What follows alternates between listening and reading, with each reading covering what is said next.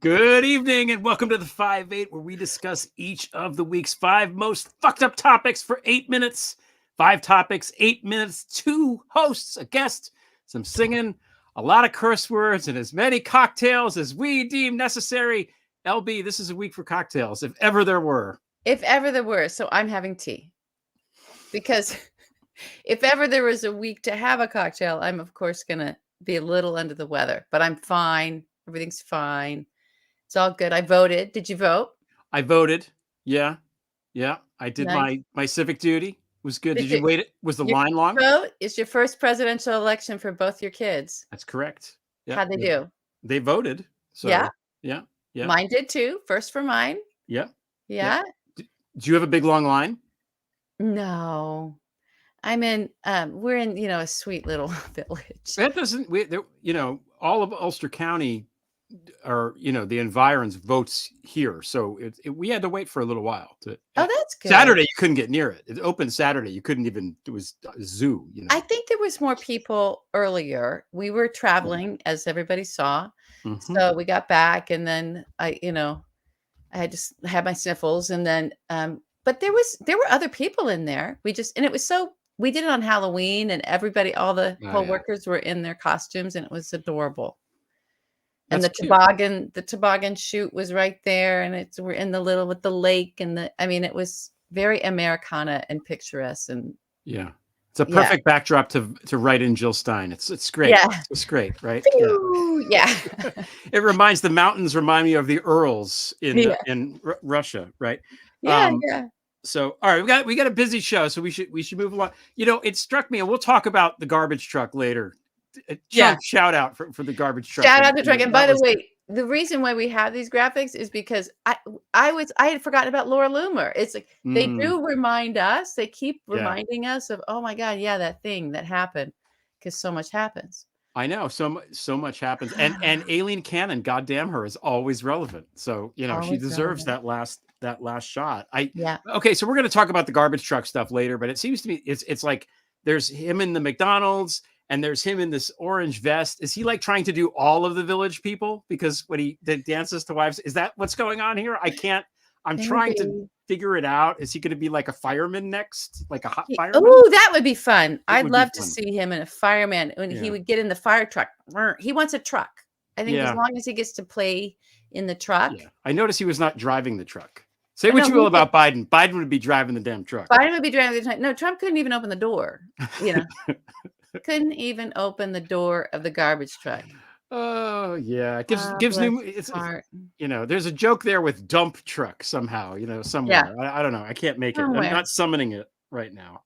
It'll come. It'll come. All right, we should get started. Let's get started.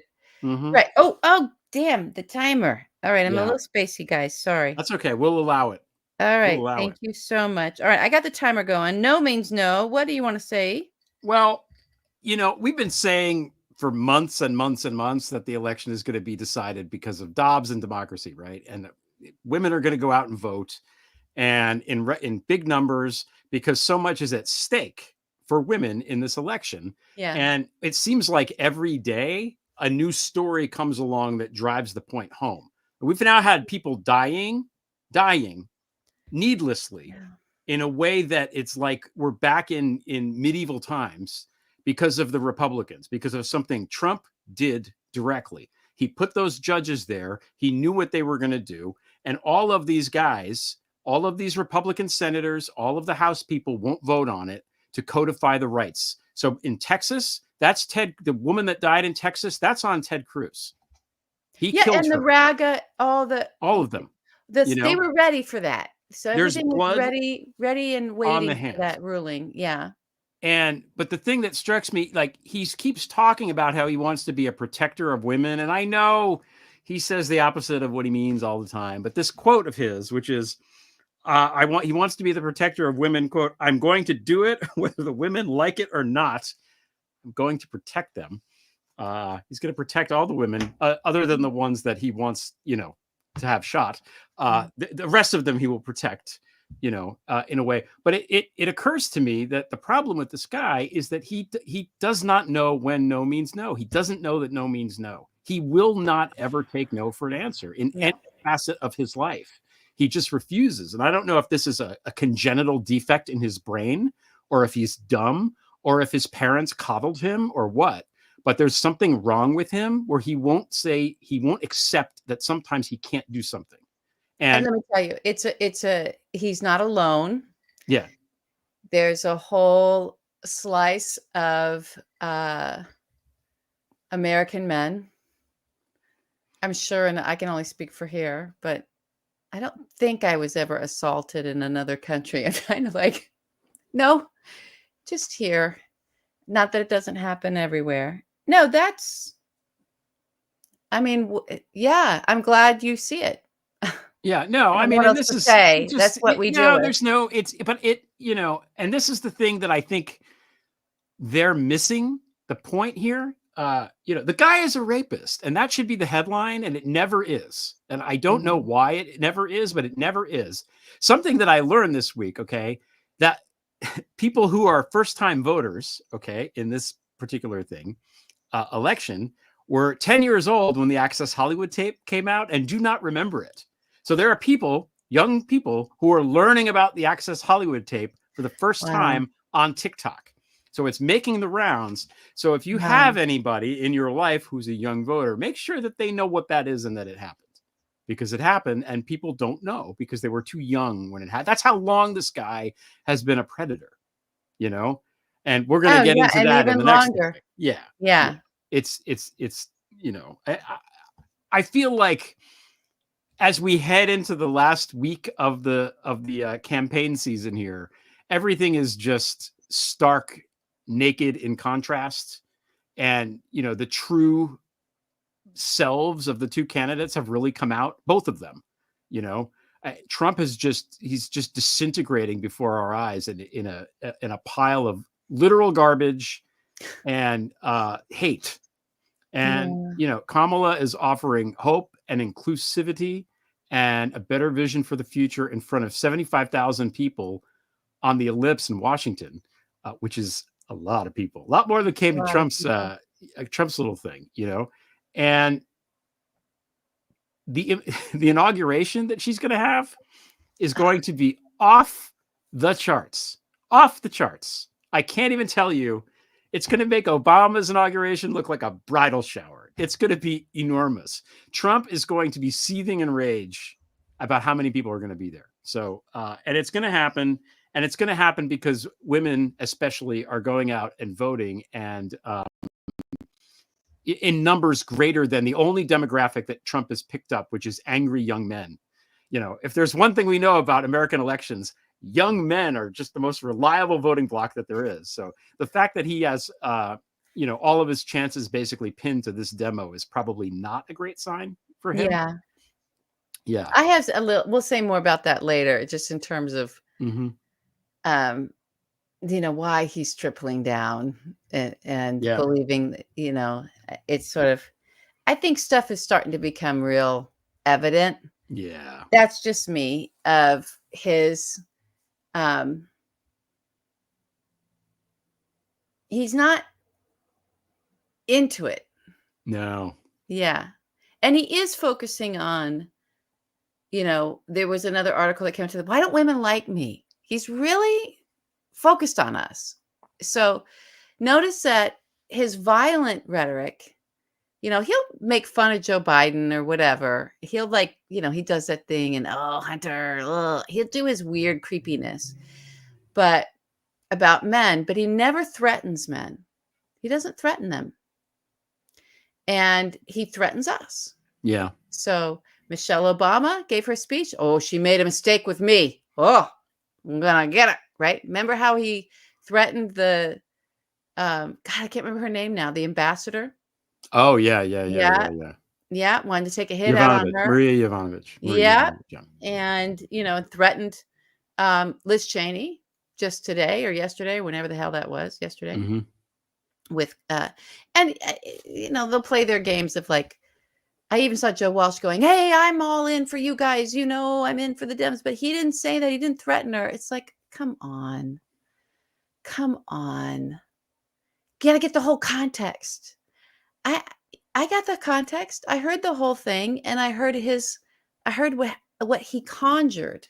Yeah. He conjures up violence, Yeah. right? He just conjures that women. He's very confused about us in every way possible, especially if we're over 14 years old.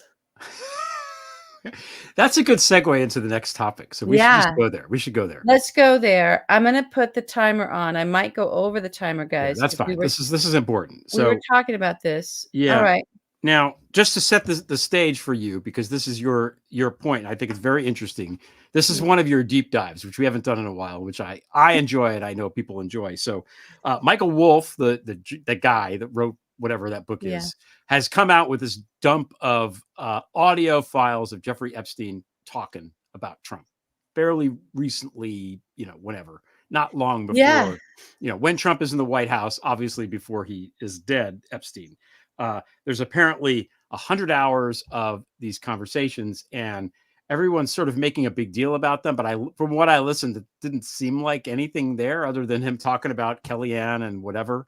And no, the conversations themselves, they don't have anything in there that we wouldn't all be talking about that I heard anyway. Right. I think you have an interesting take on it. I have an interesting take. I just on that one point, I think the whole issue around that particular take on it, which wasn't my reaction, but it's like he knows the inner workings of the Trump White House, Jeffrey Epstein, and then it became revealed that he was close with Steve Bannon as well, so he's getting it from Bannon, but also that Trump was his very, very, very close friend for many, many years during that, especially during the 90s, during that time period where he did end up getting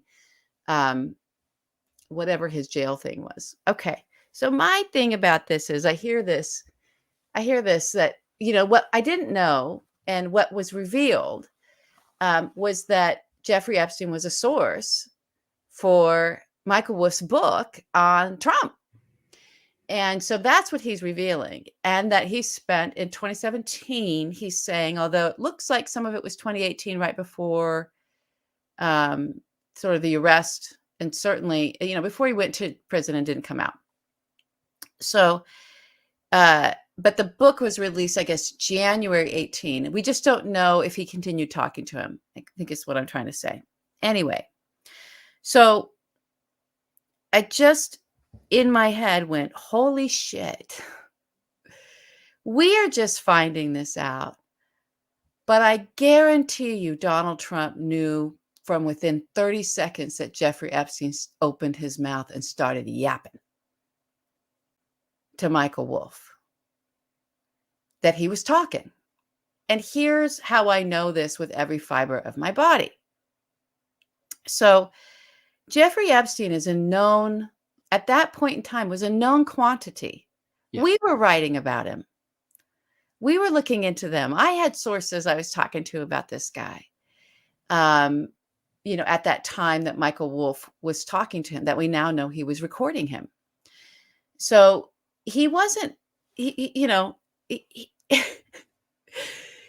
had a Saudi passport. He had an Israeli passport. He had all kinds of documented trips to Russia, to Moscow, to the Kremlin with Esther Dyson. He was Ghislaine Maxwell's boyfriend, whatever the hell that is, the daughter of Robert Maxwell, who was one of the biggest fucking KGB spies that ever walked through MI6's offices, who's also was working with Mossad, working with Israeli intelligence services. His very good friend was the head of the KGB while he was still alive, running around licensing promised software to everybody so that they could spy on the internally into the Justice Department, and working with the Justice Department. His FBI files that thick. I got that from the FBI years ago. This man was massive. Jeffrey Epstein was his protege while he was still alive. All of this is documented. Then we've got the dog. He dies. God knows how, Robert Maxwell falls off his yacht. Somewhere off the Canary Islands. His daughter's the first person in front of the microphone. She's asked, what happened to your dad? She said, they killed him, right? And I think she was meeting Mossad. She then takes up his business of being in the this sort of dark arts of the intelligence services. She's trafficking kids, but that's to record him. Jeffrey Epstein was running around the planet with Bill Clinton. Jeffrey Epstein was taking Bill Richardson, big ambassador at the time, on his jet and staying at his ranch. Jeffrey Epstein had Bill Gates on speed dial, and they're buddying around hanging. He's got an island. He's got a jet. He's got Vanity Fair articles written about him. There's absolutely... You forgot the British royal family. Prince Andrew. That's his other BFF. On one side is Donald Trump, and on the other side is Prince Andrew, and Clinton's somewhere in the back. So there's no way. Somebody tell me, in what universe do all of the majors, when it comes to intelligence, foreign intelligence services, and probably our own, do the Russia, Britain, Great Britain, England, Israel, Iran, Saudi Arabia, the places he has passports, China, that he's doing software deals with, China, he's got business in China. And they all know that he's been already arrested for sex with young minors, right? They know that he's recording. There's recording equipment. All of this was known to everybody. You think the second that motherfucker wasn't buddying up to Bill Clinton and running around with Bill Clinton, that it's like, oh shit, this guy's got access to presidents, to U.S. presidents. You think foreign intelligence services weren't on that guy? They're on him. He's also working with them. We know that. That's documented. There's no way they weren't on him there. The metaphor I give people for this is, when you draw attention like that, especially if you're working with foreign intelligence services, but you draw attention like that with your lifestyle, and you're swinging and you're with people and you're showing it off, right? And you've got presidents in your cabana, and you're known to run around with topless 14-year-olds.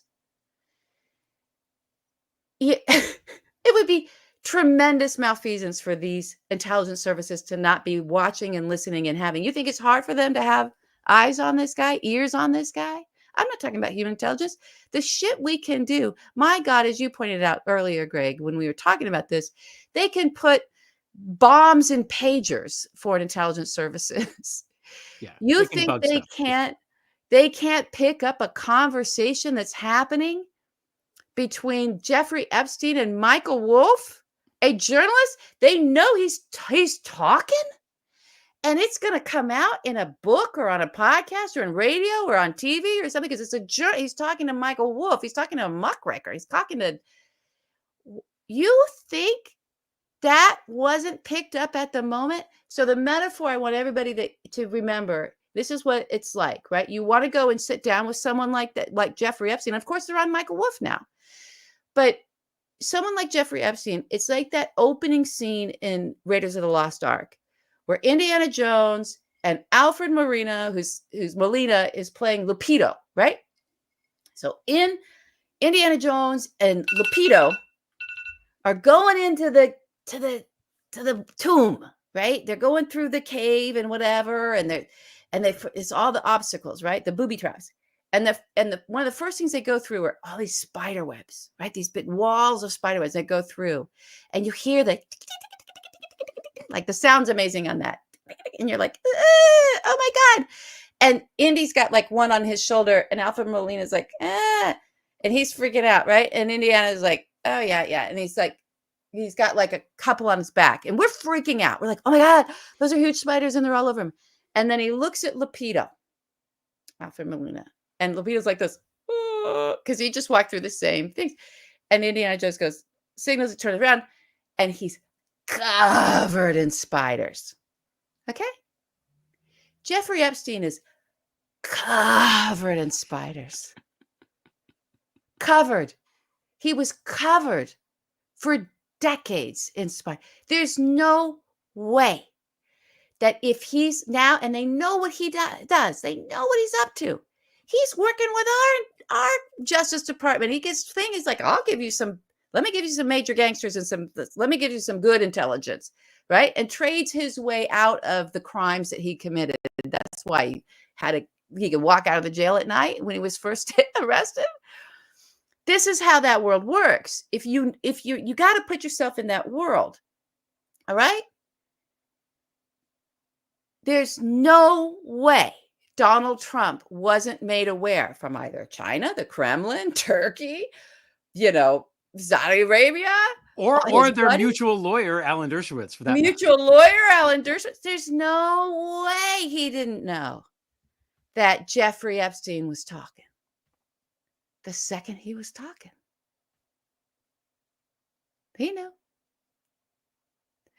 So go back to that moment in time and start looking at what was going on. Oh, all of a sudden we've got QAnon talking about Jeffrey Epstein, and like the whole, discourse gets hijacked and psyoped about Jeffrey Epstein and sex trafficking and blah, blah, blah, blah, blah, blah, right? It's just this, all this stuff was coming at us, and we're like, what the fuck is this? And Auntie Karen is going to go save the children, and people are looking for JFK Jr. and like, it's like, come on, right? That's not conspiratorial to connect those dots. I'm pointing out, this is why people were radicalized in such a very specific way around Jeffrey Epstein. It was way too targeted and sort of scientifically dealt out, so that almost as if the folks that were doing that radicalization knew that Jeffrey Epstein was talking. Yeah. And that at some point in time, this information would come out, like the fact that in those recordings, Michael Wolff is shown by Jeffrey Epstein a picture of Donald Trump with naked 14-year-olds around him, very compromised. He talks about it. It's in the Daily Beast articles and other kind of articles. Michael's talking about this right now. I know he's an untrustworthy person. He's a snake, right? But that's on a record. He's got a recording of that. Yeah. He's got a tape recording of that. He's got Jeffrey Epstein talking about it. So everybody that had a vested interest as a hostile foreign power, and even some of our good guys are in there listening to that shit, like, because they want to know. Yeah. South Korea, Japan, you think they weren't listening in on fucking Jeffrey Epstein talking? Blah, blah, blah. Oh my God, they must have been freaking out.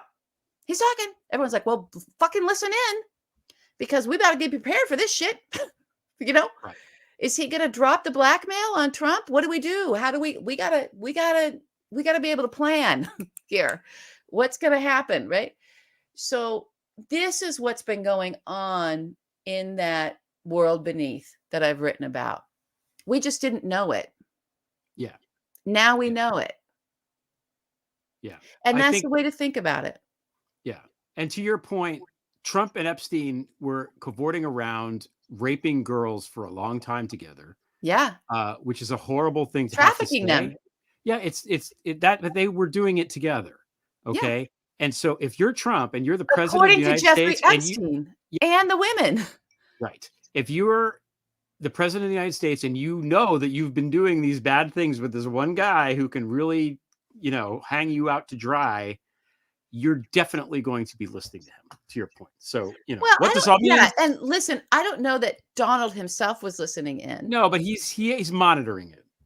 But I think there's, some very good reasons why they wanted a back channel with the in the Russian embassy straight to Vladimir Putin. Yeah. I think there's great reasons why, he kowtowed in Helsinki. Well, yeah, that too. So it's like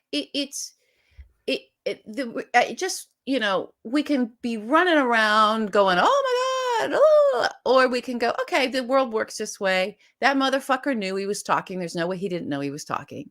Yeah. Every other foreign leader knew he was talking, because there's no way, especially several key ones, didn't have their intelligence services on that. They knew. Yeah. I just can't even imagine the incompetence of not knowing that if you're the Kremlin or you're Beijing or you're like, no fucking way. This guy, as soon as he started talking, that world was on fire. It was on fire. And that's what we know now.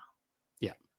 Yep. That's so it's worth it to go back and look at it all. And the reason I bring up the QAnon and all that kind of stuff and the very specific radicalization around that is so that one day when people start, when you do, like I said to you, the cognitive dissonance that his radicalized followers would have if they saw that photo, I think they would stroke out or have aneurysms. Like, so, but it also, they would just say it was a deep fake. That's what deep fake, but it's designed to make people that are reporting on it now sound crazy. Yep. Yep. It's designed to make everybody back off and not want to report on it because you don't want to sound like the crazy people. Right. But exactly. So that's my take. That's the angle. That's the way I would like to see some reporting.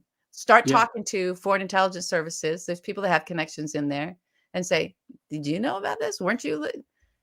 You'll find out. Yeah, we'll find out. Now, you mentioned some of the MAGA, some of the QAnon MAGAs. And apparently there's a little public service announcement that's been prepared. Good. We wanted to show for them. Yeah, let's show it. Because we're going to talk about voting soon. This public service announcement is an election day guide for Trump voters. Campaign apparel is not allowed in polling places. Remember to throw your MAGA hat in the garbage before you enter. Campaign signs and banners are prohibited in the proximity of the polling place. Leave your pickup truck with the swastika flags at home. You're more likely to get struck by lightning and die than for any voter fraud to occur. But when it does, it's always someone who tried to vote for Trump twice. Remember, one citizen, one vote. Local law enforcement does not need your help identifying illegal immigrants at the polling places because illegal immigrants don't vote, except for Elon Musk. Finally, if things don't go your way, it's not because the election was rigged. No one stole your vote. You lost because your candidate is a rapist piece of Kremlin shit who sucks ass. Now get out there and vote.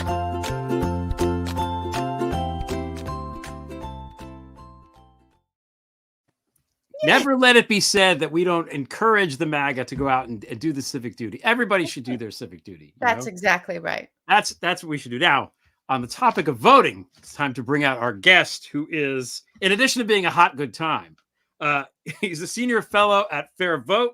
He's a former editor-in-chief of Salon and the author of Rat Fucked: Why Your Vote Doesn't Count, an anti-democratic inside the far right's 50-year plot to control American elections. Dave Daley. Hello, everybody.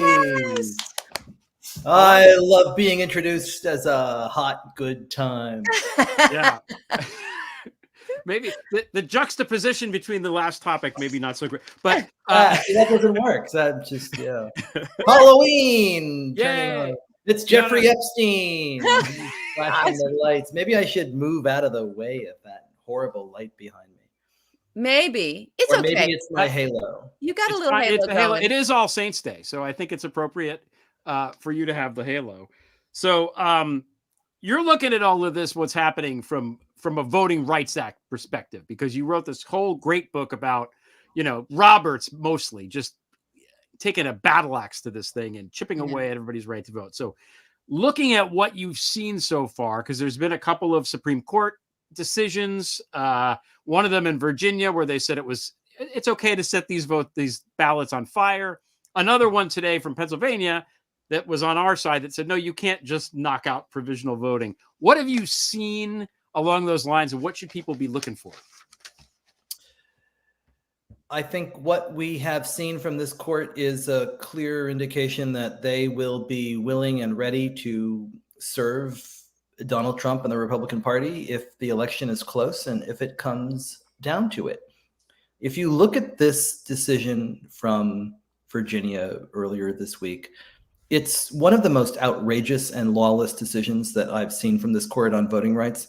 And that's saying something, given that John Roberts literally made up the rationale for the Shelby County decision and what Sam Alito did in the Brnovich case, in which he just rewrote Section 2 of the Voting Rights Act as he wanted it to read.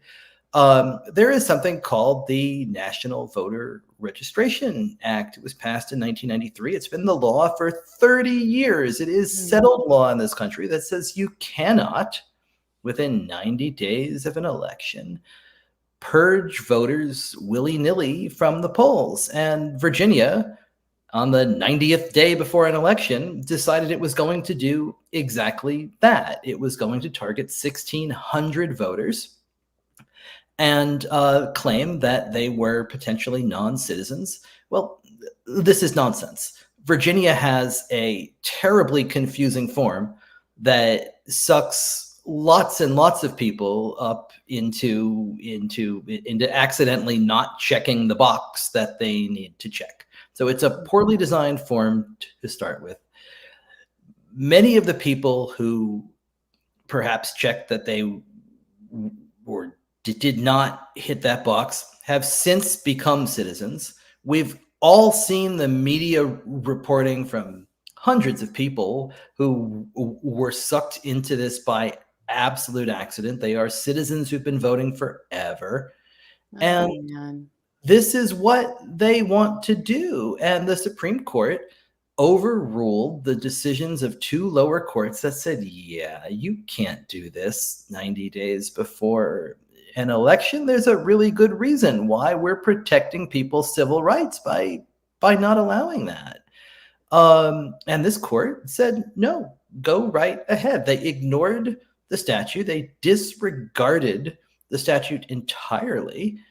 And it's a signal to every other state that John Roberts and Sam Alito and Brett Kavanaugh, you do what you want to do. We've got your back. Oh, man. No, that's it. When you say it like that, that was the first thing I thought is, oh, this is ominous. This is a tell. This is like, exactly what you said. If it goes up, I mean, not that it's, spoiler alert. If it goes to the Supreme Court, they're going to install their guy, even though he's going to be a dictator and take all their power away because they're too fucking stupid to see that. But, I don't know. What do you make of this? Nina Burley had an article, I think in the New Republic about Alito being a member of, I don't know, the Order of the Vorpal Bunny or some shit. This guy likes to wear these robes around. What is it with him and robes? How many masters can this guy have? How many oaths can he my God. I mean, he ought to just simplify it and get the white robe and just wear the one with the hood. Yeah, Dave Daley. Yes. That would make it easier. Sam Alito likes to travel. Sam Alito likes the good life. Yeah.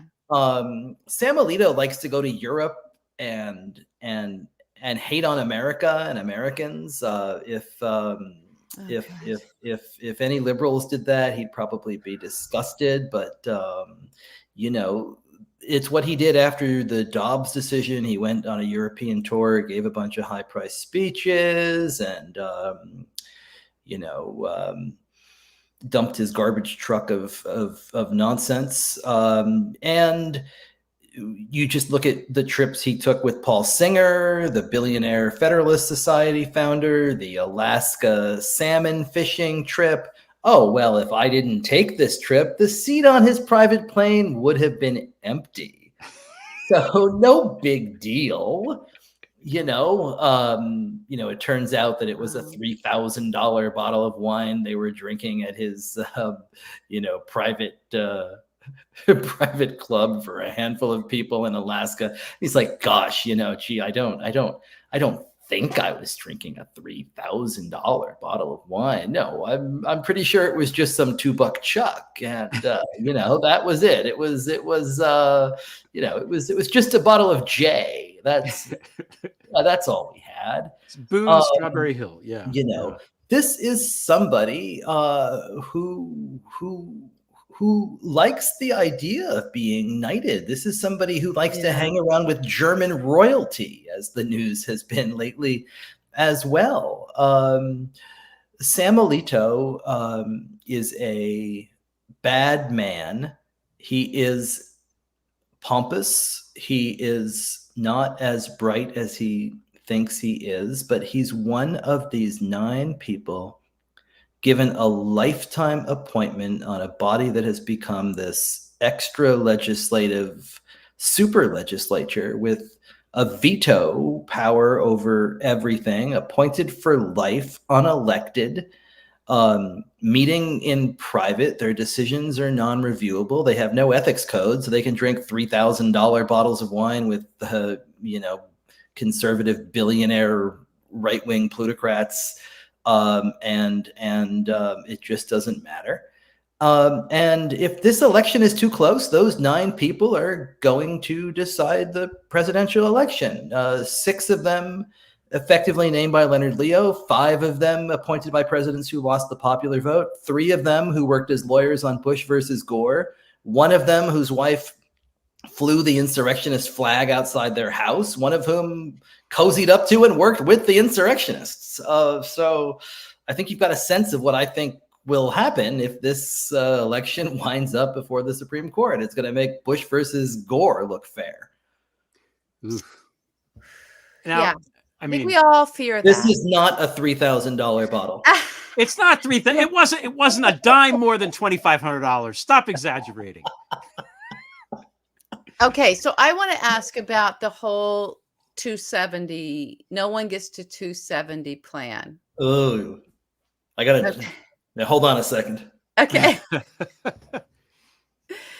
I guess I just want your take on that. That Greg had a great researcher and friend of the show on his podcast this morning, and a good write-up of that. And she was talking about, we've all been researching and talking about this, not we all, but many of us, and also seeing that this is sort of the writing on the wall, is the secret. When Trump let it out of the bag, he's like, we'll have a secret with, Speaker, whatever, McFuckface.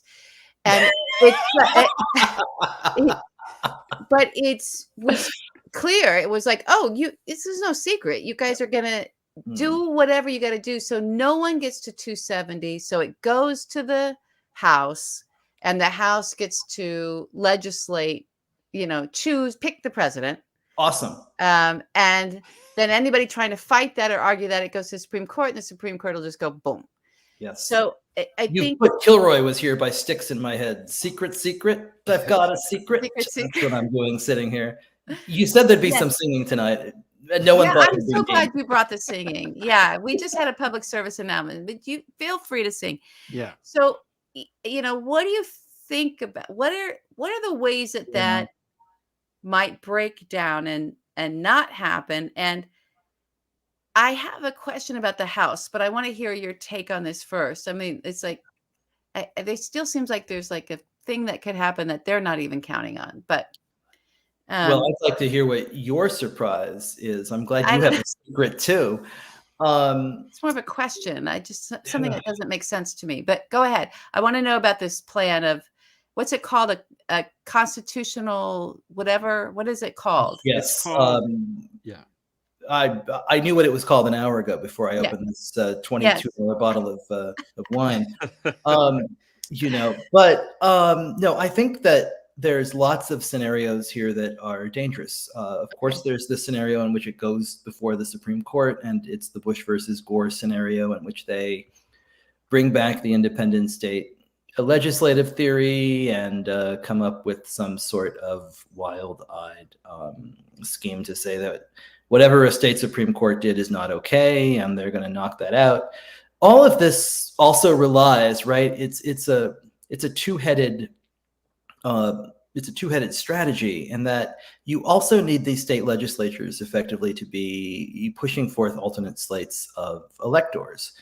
And I think that is when you look at the swing states that this could potentially happen in, I think you want to focus on Wisconsin, Arizona, and Georgia, because those are the 3 states that have the most extreme conservative gerrymandered state legislatures, with the kinds of election denying caucuses that would easily do this.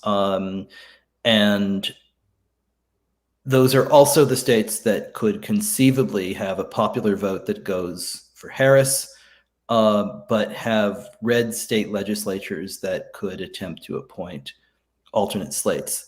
So if that happens from those states, you begin to get into deeply uncharted waters, right? I mean, that's the heart of the Moore v. Harper case about the independent state legislative theory, is that if the process slows down, if chaos is introduced, if there's hand counts, if there's certification troubles, the state legislatures can step forward and say, well, we think that this ought to be the slate. And then it goes into the House, and the House would be voting on the slates.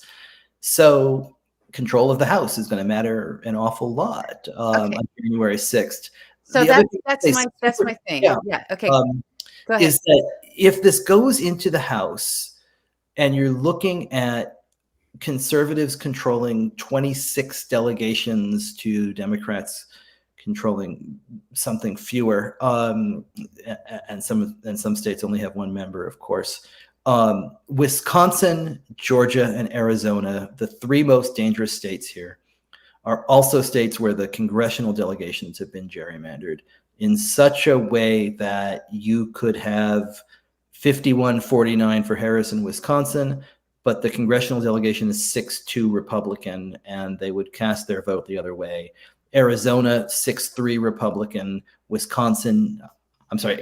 Georgia, 9-5 Republican. So there's lots of anti-democratic ways here that we ought to be looking at, because the other side is running this play every day, trying to figure it out. Okay, so my thing was, and this is something I really don't understand, like genuinely. It looks like we're going to win the House. So even though, I mean, Nancy Pelosi is very bullish on this, and she doesn't come out with those kinds of pronouncements, other people are saying, yep, it looks like we're going to retake the House. We're going to flip the House. So if they stall and kind of fuck around, okay, alternate state of electors, that's all about the electoral votes for the presidency. What happens to the down ballot votes for the House, especially if the House is flipping outside of the states that they're fucking around with for the presidency, but the House still flips? Then it'll be a different House. Mike Johnson won't be speaker. You've laid out one of the really fascinating scenarios here, right? Yeah. Is it? Am I? No, I think you're onto something. Okay. I think that so much of this is going to be done first in the lame duck Congress. A lot of this happens before December 17th in the Electoral College. Okay. And then there's the piece of this that happens after, as we learned in 2021 on January 6th, when the new Congress is seated. So there's good opportunities here and bad opportunities, right? I mean, the bad opportunity would be that conservatives decide simply not to seat a speaker, and then you have a frozen House that can't certify or move anything on January 6th or 7th or 8th. Or they lose the House. And if they lose the House, that becomes another fascinating scenario. Yeah.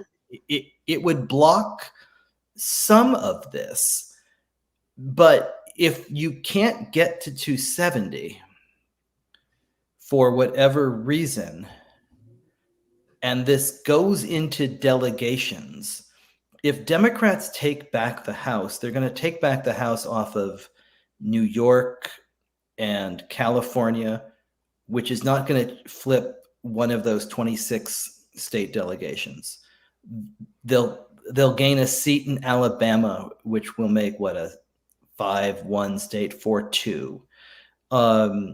So I don't think that any of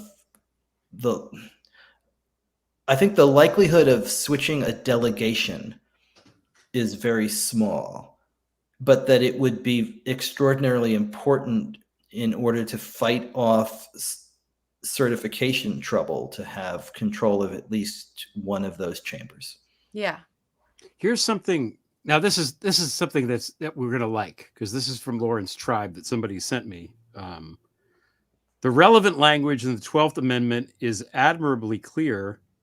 The person having the greatest number of electoral votes shall be president if such number be a majority of the whole number of electors appointed. If that majority is not achieved, the House would properly decide the election. So to win the presidency, a candidate needs a majority of the whole number of electors appointed. In other words, not 270, but a majority of the electors appointed. Right? Why are we going to like that, though? Well, because if Georgia doesn't want to send people, if these, we're going to, the number might change. The number might change, and it's going to help her. It's going to help. But what if we need Georgia? We're not going to need Georgia because we're going to win Pennsylvania and Wisconsin and Michigan. What if we need, I mean, I think the trouble here comes if the tipping point state is one that we need. And that's when this begins to descend into chaos. And, well, the other thing is we also, and we LB and I talked about this last week, so you could share your thoughts on this. I mean, if Kamala, she's going to win the popular vote by a lot, by millions and millions of votes. She is probably going to win the electoral vote, I think, by significant margin. If she wins both of those, and there's all these little weird mechanisms, even if the Supreme Court gets involved, Mr. Presidential Immunity can be like, yeah, this is not going to fly, and do the whole like Stalin thing, where the Pope said, well, you can't do this. Troops? And Stalin said, how many armies does the Pope have? So how many troops does John Roberts have? Exactly. Yeah, exactly. That's the Andrew Jackson. Right. Yeah. Yeah. I just John Roberts does not have many troops. He does not. Other than the rest of his supermajority. He's got Ginny. We could take him. He's got Ginny. Yeah, I think we could take him too. I think he's slow. I don't think he runs very fast. Alito, I could totally take down Alito. Thomas, I bet I could beat him in a race. Not many people I think I could beat in a race, but Clarence Thomas is one of them. I feel like we should cut to the clip of you racing him. Yeah, I feel like I got that instant visual. Secret. I've got a secret. Yeah. No. We're so Gen X right now. Speaking of Gen X, we were doing this. I've just been playing the new Cure record all day, and as soon as I'm off here, I'm going to go back to playing it again. Nice. I like to hear that. But Friday we are in love. Exactly. Yeah. Oh my God. So I think that the trouble here is that no matter what Lawrence Tribe says, the clear language of the 12th Amendment is, what matters is what the 6 conservatives, Republicans on the Supreme Court say the clear language. And they're just going to make shit up, right? We know what the clear language of the National Voter Registration Act is. That doesn't stop them from just making shit up and saying it's something else if it accrues to their benefit. Yeah, so I don't think that they will have any problem saying that the 12th Amendment says something else if that's what they want to say. And then the question becomes, how many troops do they have? Well, and how do they enforce it if the American people say no? I would argue that it's insurrection and it's sedition to do that. If you're going to thwart the will of the people in the popular vote and the electoral vote, that's an insurrection. That's a coup. Yeah, 6-3 ruling of the Supreme Court says it isn't. Yeah, fuck you. You can in Gitmo you can hang out. We're gonna arrest you and detain you until January 21st. Fuck off. And then what? That's such a fantasy. Let's go. But it is. It is. If Are you we think really? That, who's going to arrest them? Durbin is going to I'll do it. I'll arrest them. I mean, let's go. Citizen arrest. I mean, that's what it's going to take, right? Because in 2000, as we all remember, right? We all huddled around our TVs to watch what the Supreme Court was going to do. And when they did what they did, and then 20 minutes later, Al Gore gives his little, guess I lost speech. People accepted it, even though it was basically a party line decision. And they cut short a recount that probably would have gone the other way in a state that was decided by 540 votes. we all sort of accepted it and moved on. And, we got 9/11 as a result because people ignored intelligence briefings that said they're going to fly planes into the buildings. No, come on.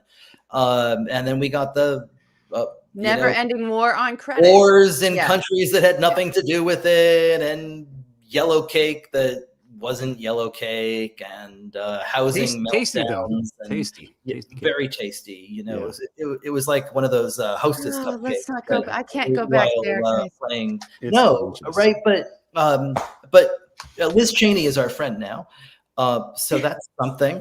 And so if that happens this time, I don't think it's going to be, I don't think it's going to be as easy as Kamala saying, yeah, that's cool.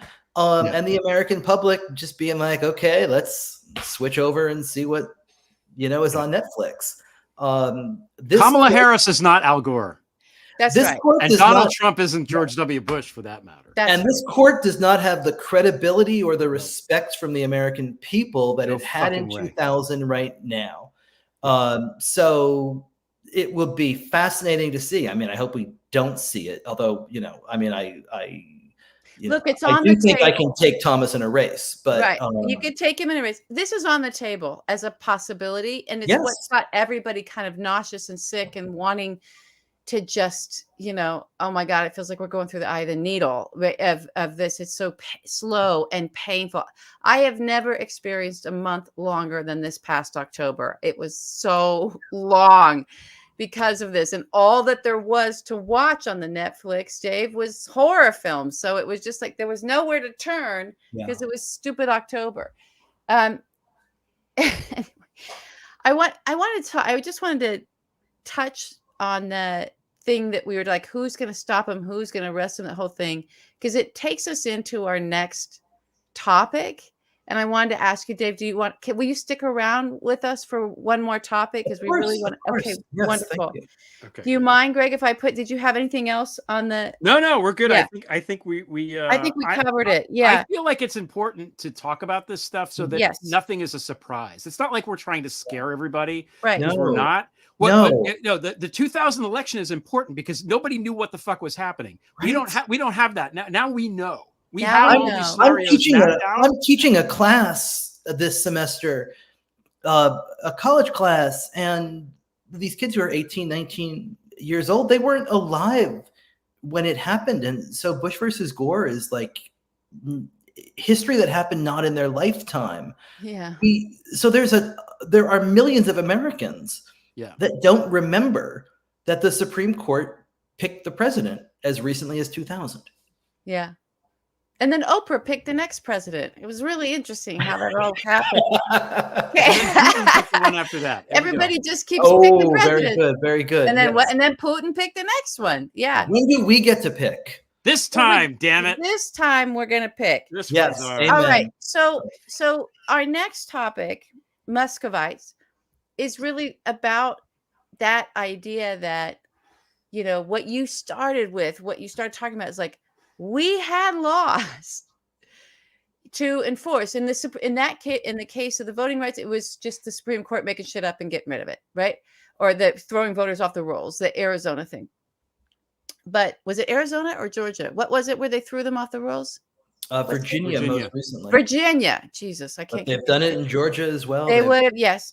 So, we've got this guy that's leading the biggest super PAC for one candidate that controls the virtual town square, is his toy in X or Twitter, whatever people choose to continue to call it.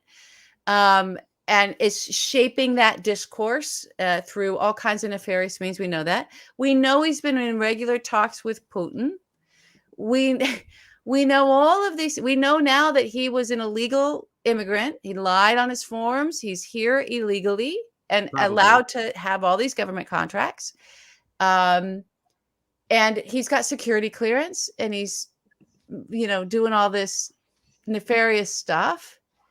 And there seems like there would be laws against all that. But one thing we know there's a big law against, a big law for, I guess, to protect us against is someone offering money for votes. And this guy's caught. It's going in now on a state. I don't know what the benefit of the state is. It that if Trump gets in, he can't pardon him because Pennsylvania is still going to hold him to account. Whatever the deal is with this guy, Elon, Merrick Garland won't touch him. Why? What's going on? What's it going to take for our attorney general to look at the laws that need to be enforced in order to protect the people, especially laws like this where there's time's a ticking? There's a law against this, and you're supposed to act on it right away so that it doesn't interfere with the election that's going to happen on November 5th. It's not going to get delayed because Merrick Garland needs a little bit more time to he got a letter. Why is he not arrested? What the fuck is going on? I would love to hear what you two have to say. You want to go first, Dave? Go ahead. Merrick Garland is a tool. He's a dud. I would call him a dud. Yeah. Merrick Garland is a bad attorney general. Merrick Garland, I mean, maybe we should be grateful he wasn't appointed to the Supreme Court. Yeah, I've thought that a lot. Because, I mean, he's been doing this for the last 4 years. What hasn't Merrick Garland slow walked? I mean, in some ways, we shouldn't be surprised that he is slow walking such an egregious violation of election law by one of the wealthiest people in the world who's obviously trying to control the result of the election. On the other hand, when you look at what he's done on the January 6th prosecutions, when you look at what he's done on the Trump cases, on any number of things, right? But he certainly brought Hunter Biden to justice. I mean, I'm glad that I'm resting better at night. Whew. I mean, that guy was like painting pictures and selling them to people for more than they were worth. Next thing he'll be drinking a $3,000 bottle of wine. Right. I mean, I would suggest that Merrick Garland simply doesn't have the stomach for this job, isn't connected to reality in a way that allows him to be of any useful purpose in this moment at all. He's a dud. The dud is okay, great. The answer to your question, LB, as to when will the attorney general do it is when Tish James is attorney general in January. That's the answer to the question. I hope that happens. My please God. Let's get the most boring white guy attorney general out of office and actually get someone in there who wants to do the job. Let Tish James, please let Tish James be the attorney without general. fear Give me something for my birthday, damn it. But I will say this, the Pennsylvania state attorney general did go after Musk. And then Musk tried to get it to go to a federal judge. And the federal judge was like, fuck off, back to the states. That happened today. Yes. So Musk is back pretty on. Soon he'll try to send it to his handpicked judges in the Fifth Circuit, where he's trying all the other Tesla related cases. That they're able to do this is just horrifying, right? I mean, it is.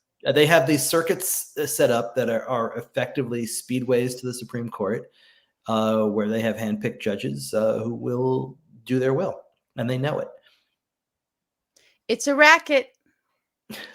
It kind of is. Yeah. It kind of is a racket. I will say one more thing about Musk, though, just on the topic. I don't know. And Dave, you've worked in journalism, like certainly a lot more than I have, but it feels like there's a lot of reporters emptying the notebooks on this guy as we're rounding the corner. Because we have, the Friends with Putin, that's the Wall Street Journal. WAPO, shady immigration story, that's Washington Post. Wired did the story about the door knockers who are being basically trafficked. That was amazing. The New York Times wrote the story that we didn't talk about, which is which is that he's created a creepy compound where his baby mamas can live with his children and he can live there. And someone said, well, he wants to be, what's it? It's polygamy. And it's not polygamy when the women won't talk to you. That's what it is. They're just, they're neighbors. That's all that they are. I think he just watched the last season of Slow Horses and got, like everything else, got the wrong hero. That guy's the villain. Elon. Where's River? We need River Cartwright, damn it. Where's Get him in River there. Cartwright? We need River Cartwright. Dave, are you watching Slow Horses? Do you watch Slow Horses? I have not been, but I clearly need to be. You must. It's very good. Yeah, it's very good. It's a good. So I don't know. I feel like Musk has gone so like there was a time when he was very well liked by liberals in California and elsewhere, and people thought he was really smart and cool, and he wanted to save the earth and all this shit. And now he's totally, it's like he's taken the mask off like in a fucking Scooby-Doo, whatever. And he's speaking of Gen X, he's a super villain, he's like a bad, but not a good one, like a bad, dumb super villain. Yeah. It's like Superman 25, like they keep on doing the franchise too long. Indiana Jones and the dipshit from South Africa. That's like the 7th Indiana Jones movie. Why does Gen X suck? Like, what happened to us?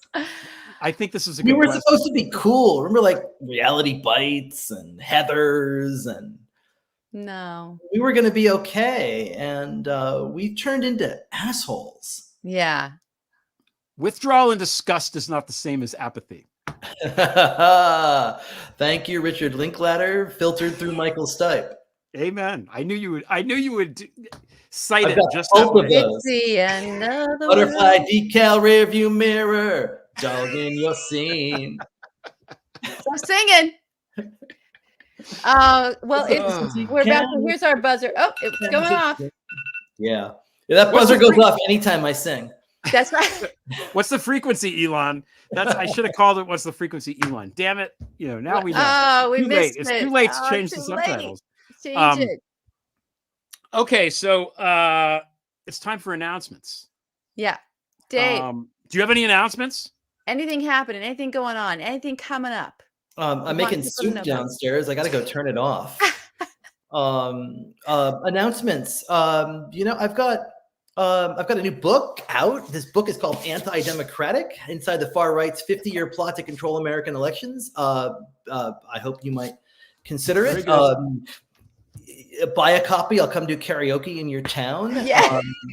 I'll do anything. I'm trying to sell a book. I mean, let's go. We love it. We've got a new piece in the New Republic that just came out about what an asshole John Roberts is. It's kind of all I do. So, you'll be like, yeah, I've heard you say this before, Dave. This is kind of boring.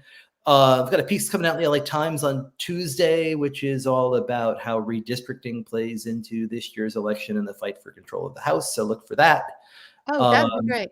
And otherwise, I'm just going to be here at my house listening to the new Cure album. Oh, awesome. Are you going to do that on election night? What are your election night plans?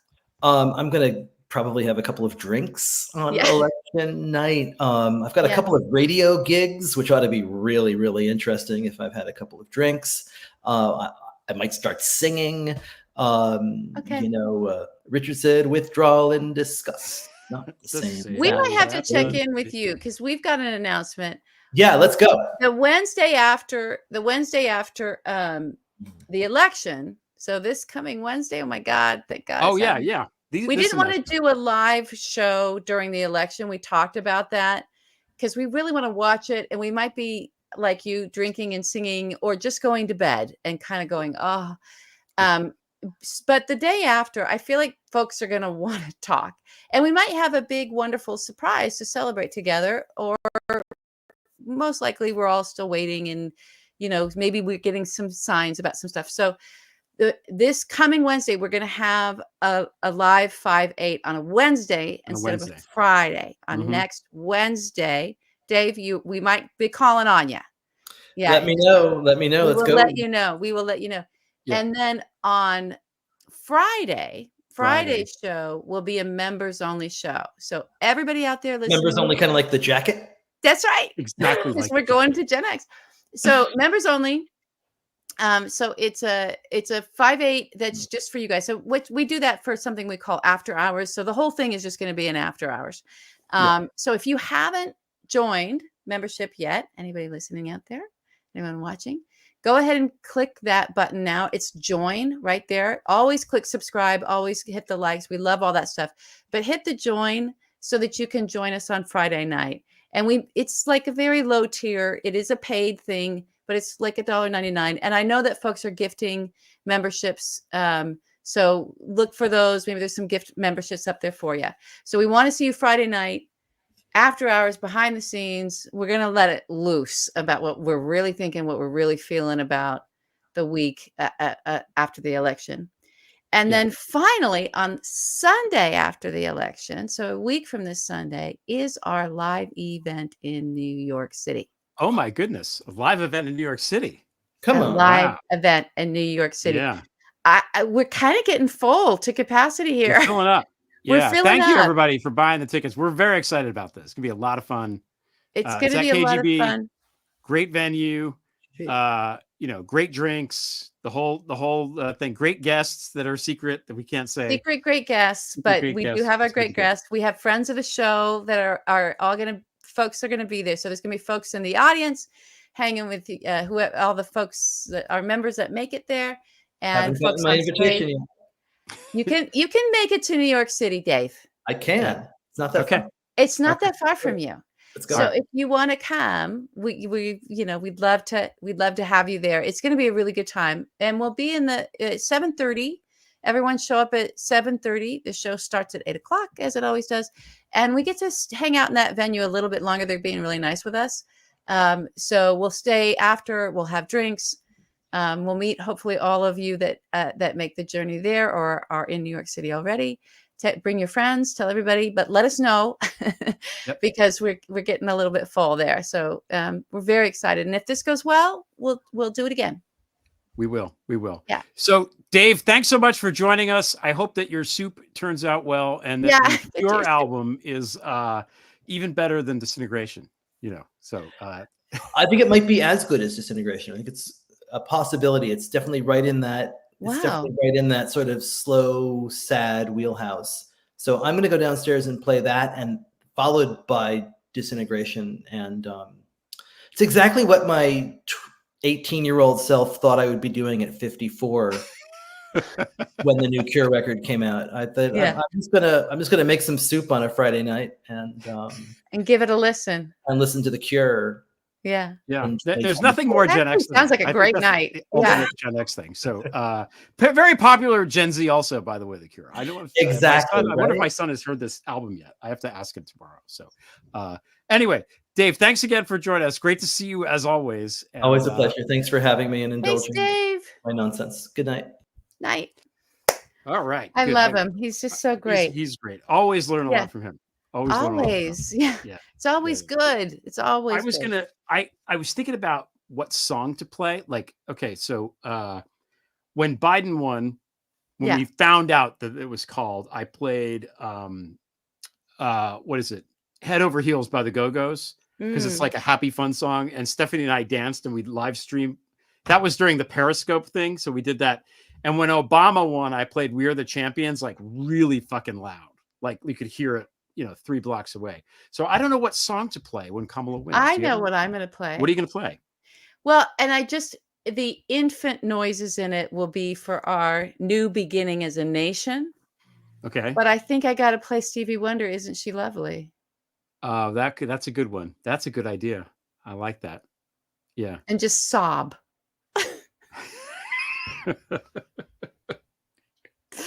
Just sob. Yeah. Mm-hmm. Oh God. I hope we make it there. All right. We got one more. We got one more left because we got to talk about it. That old timer. It's on. So, okay. We have to talk about the garbage thing because okay. Like I wrote about this a little bit this morning.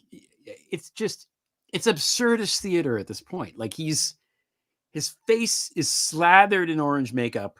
He's got this ridiculous vest on with his usual suit and tie, underneath it, which no one dresses like this. If you're collecting garbage, you don't wear a fucking tie like that. Like, what do you do? Either wear the costume or don't. It's for safety. I feel like his team was like, put it on Grandpa. We need to keep him safe. He looks like someone who like always wanted to it was his lifelong dream to be in a truck like that, and it like, and I don't get maybe someone watching that. And I really don't. I'm not trying to even make fun of people. Yeah. How can anyone objectively watch that and think that's my alpha male right there? That's the guy. He's our protector. He's gonna go kill the meat for us to eat in the family. Like, what the fuck are you talking about? He can't even open a door. I don't get it. It's absurd. It's the theater of the absurd. And the fact that of all the shit that he's done, all of the things he's done, all the bad things he's said, the rape and the Epstein and the top secret documents that no one's talking about, and the 600,000 people he killed from COVID that nobody's talking about, and the insurrection people sometimes talk about, all of this horrible shit. The only thing anyone's talking about this week is some shit ass awful comedian made a bad joke using the word garbage. And that suddenly woke everybody up. Like, what the fuck?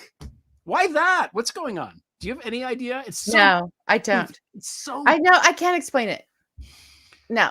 I mean, I know there's a tactic to it all of why we can't explain it and why it's like, I get it. I get that how crafted this whole thing is, but I can't explain it that he's standing there in an orange vest with the worst makeup we ever said. And then his stupid fucking ferret on his head and going like this. Like a fucking fleshlight. Jesus. I mean, come on. Can't. Okay. I do, however, the sort of tripling down and now having violent, where they sort of like, I'm just going to be like, wah.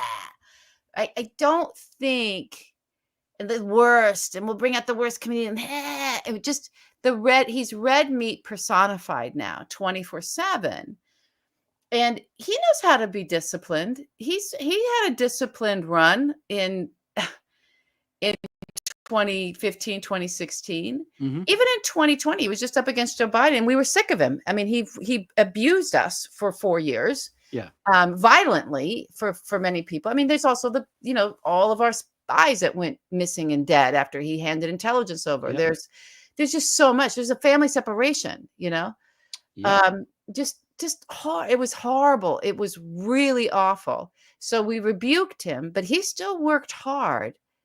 I really don't think he's fallen off a cliff. I know, and I've said this before, and I know people are like, "Oh, Stephanie, LB, no, he's really is demented." I'm sorry. I don't think he wants this. I think that's what it feels like to me. It feels like he's got his compound and his golf course and his mansion already in Venezuela. He's set his mind there. He's ready to go, retire to the tropics where, maybe he can recreate the picture that Jeffrey Epstein took of him. That's what he wants. He wants that. He doesn't want to. You think he wants to get back into the Oval Office? And I think, the power probably, but he doesn't want to that was miserable. I think he was miserable on another level. I think he was miserable and just hated. And everything's going to be a fight. And he's going to be around all those Washington people and all the crazy whacked out, evangelicals are going to put their hands on him, and he's going to have to sit in there and go, I'm pretending. And he just hates it. The orb was fun. He had fun. The orb was fun. But, Yeah. He's doing a sword dance. He's like, what the fuck? Just give me, who can I rape? And where's the golf course? That's who he is. Yeah. That's who he is. Give me the Big Mac and some omelets. Everybody tell me how great I am. And then let me take my nap. Like I want to watch Fox News. I want to watch TV. He wants executive time. He doesn't want to be doing this. He doesn't want to be doing this. When is Shark Week? That's what I see. I feel like it's just sort of like, I'm giving up. I'm just going to go as bad as it can be. And then let those people figure out how they're going to fuck up everything and fuck over Kamala and blah, blah, blah. But I'm out of here. So I don't know. That's what I see. Now we have I agree. Otherwise, he put a Kotex sanitary napkin on his head and walked around with it. He does not want to be taken seriously. How can you? Like, that's the thing. Like, how can you look at that guy that climbed into that garbage truck with his fucking name on the side? Woo. Yeah. Getting in the garbage truck. I'm in the garbage. I'm taking questions from the press, sitting in a garbage truck.